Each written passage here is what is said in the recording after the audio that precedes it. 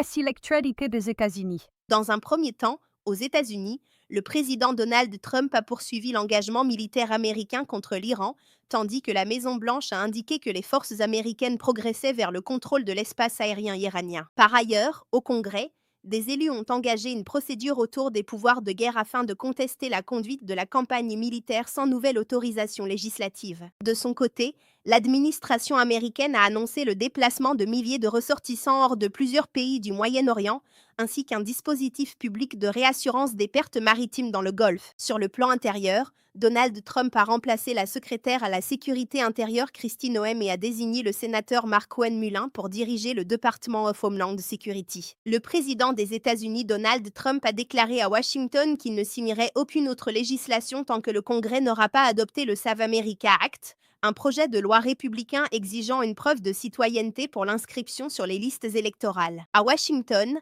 le juge fédéral Royce Lambert a statué que la prise de fonction de Carrie Lake comme chef par intérim de l'US Agency for Global Media violait le droit fédéral. Dans sa décision, le tribunal a invalidé plusieurs mesures adoptées entre juillet et novembre 2025. Des responsables de l'administration Trump ont défendu publiquement une dérogation de 30 jours concernant certaines sanctions visant le pétrole russe. Cette mesure permettrait notamment à l'Inde de poursuivre certains achats, dans l'objectif affiché de limiter les tensions sur le marché mondial de l'énergie.